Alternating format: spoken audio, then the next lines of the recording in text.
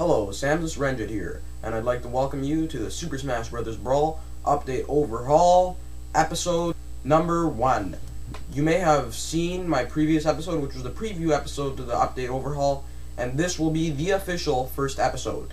Initially, I was planning to bring along my friend Bobo, who would be putting in his viewpoints on the program, but he couldn't make it this week.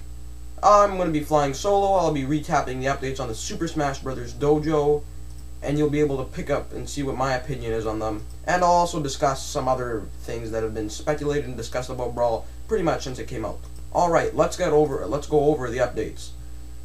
The update week started on December the 3rd, which was the initial intended release date for Super Smash Bros. Brawl. Unfortunately, it got delayed, make the game better, and, you know, I don't really mind. The update was friend list. This is basically an update clarifying what online will be like in Brawl. You won't enter a friend's name if you want to hook up with them. Rather, you'll have to pretty much enter a code that is combined with their name. This code represents them and who they are. You could also put a name with them. Anyways, I didn't know what I just said there, but yeah, if you want to hook up and play with a friend that you know, you will have to enter their friend code, and you'll connect online via the Nintendo Wi-Fi connection, and you'll be able to battle. And there are some little quirks in this update that I liked, and I'll get over that too. Basically, it shows this menu, how it works, the system. It shows that you can input your name, it shows how you input the codes, it shows the menus, it shows the lobbies. And I also like the fact that it shows that you could enter your taunts. They seem to be 20 characters long, and the taunts in this Smash Brothers rendition will not only be taunts, but you'll be able to enter short little messages, which will add a little bit of pizzazz to the game. I don't mind, it's not that big of a feature. I don't know if I'm going to be using it or not, but I'll take it.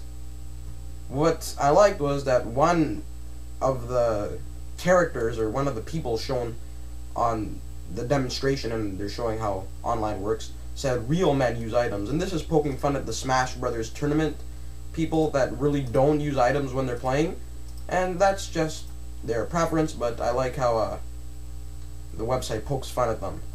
And you know, some people were disappointed at the update and the fact that it wasn't something special, because December 3rd was the initial release date and it confirmed friend codes, which many people strongly dislike. But hey, it's what's going to be in the game. I don't think it's going to sway anybody's decision if they're going to get the game or not, what the online friend system is like. And, well, it was an okay update. The next update was returning Pokemon. Yes, returning Pokemon may not be that exciting, but I don't mind it. It shows Pokemon that are coming back from the previous installments. The Pokemon shown here were Suicune, Lugia, Entei, Staryu, Blossom, Ho-Oh, Wobbuffet, Togepi, Snorlax, Celebi, and Mew. You'd assume that most of them would work the same way, but Mew has added a new flavor to it. Maybe Celebi as well. Mew will be dropping a CD every time it comes out of the Pokeball, which will allow you to select another song in the My Music, which will give you another song that you'll be able to play on certain stages. Do we know whether this is an exclusive song track that you could get from Mew only, or maybe Mew just drops a random CD? We'll have to wait and see. But this update may seem not as exciting, but I like the fact that it won't take us 11 updates to get each of these Pokemon individually. It's all got in one shot, and I like some of my favorites. Which Pokemon would I like to come back? Well, we already have Electrode, Chikorita. I guess Raikou I'd like to come back, because there's Entei and Suicune, and their other counterpart Raikou should be there. I'd also like to see some Pokemon such as maybe Giratina or Darkrai that are all legendaries in the 4th generation of Pokemon. You should check out Diamond and Pearl too if you haven't, they're pretty good games. And then on December 5th we got 2 updates. We got the Battle for the Smash Ball and X Tunnel Scene. First, Battle of the Smash Ball. This basically shows how Smash Balls work. Initially many just thought that you pick them up and you unleash your final smash, which is one of the special abilities in Super Smash Bros. Brawl that characters can use after getting the Smash Ball. In this update, it shows that you have to break the Smash Ball, and then you'll be able to unleash the final smash by pressing your special button, which on the GameCube controller would be B. Now, one thing that was shown in this update that might be a little controversial, and impartial, kind of against, is the pity final smash. So if someone isn't really working out, that isn't fighting that well, and they're considerably behind, they'll automatically get a final smash. Now, I know this will help some people to come into the game, but I'd like the option to turn it off. Because, well, it does help people that are trailing far behind and they're playing someone that's an expert. But I want to be able to play with a final smash on and not fear of being KO'd and maybe aim for a perfect game. This was also incorporated into Mario Kart Double Dash, and I didn't mind it there either, but I'm still going to say that I'd like the option to turn it off. I don't see that happening. I see this pity final smash, which is, I didn't really go over that, did I? It's a final smash that you get after, that you automatically get after you die, and, well, I'm kind of against it, but if there's an option to turn it off, I won't care. Even if that's not present, I'm still likely to be playing with the Smash Balls. The other update was from X Tunnel Scene. This is a music update from a Japan exclusive game that is one of the first ever 3D portable games. And it's similar to Star Fox. Apparently it's a prototype to it. I have not personally played it, and the tune is pretty funky. I don't mind the tune. It's a good tune. And I'll be using it if it's an option to play on stages. It seems good, and what this update gives us is that certain songs might be incorporated into Super Smash Brothers that aren't necessarily related to any characters, stages, or anything else in Brawl, which is nice. I'd like to maybe see Golden Sun music if Isaac isn't a playable character, or if any other Golden Sun characters are playable, because I really love that series, and its music is superb, and in my opinion is some of the best video game music out there. I'd also like some Pikmin music, maybe some more Pokemon music, but that's how did I get that? That's totally unrelated. But yeah, that was a pretty good update.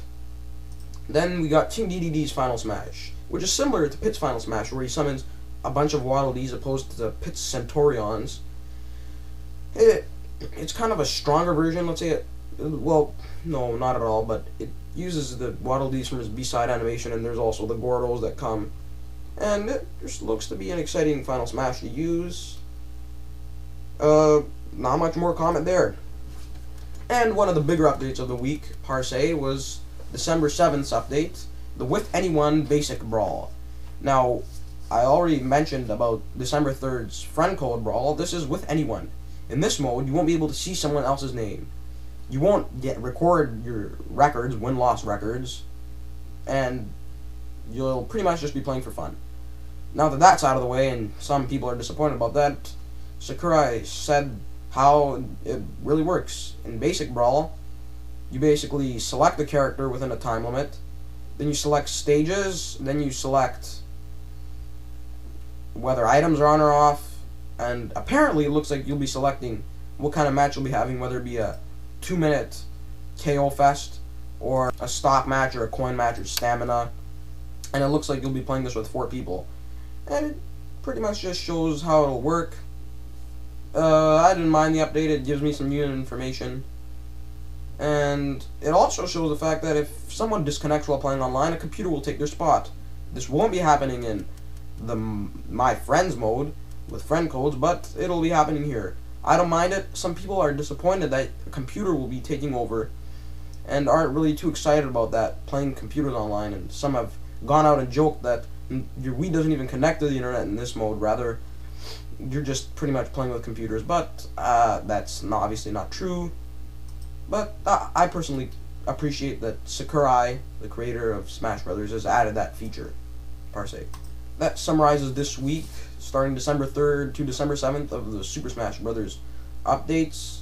And out of a 10, I'd rate this week a 5.5. It gives us some information, and it also adds the controversy in the With Anyone, and I'll also talk about that it shows the roster, the starting characters, apparently. Now, many have gone out to say that these characters that are shown in one of the screenshots are starting characters, and others have gone out to say no, it's just the select screen from the demo, which is also true. Now, unfortunately, I wouldn't want this to be the I wouldn't want this to be the starting list, but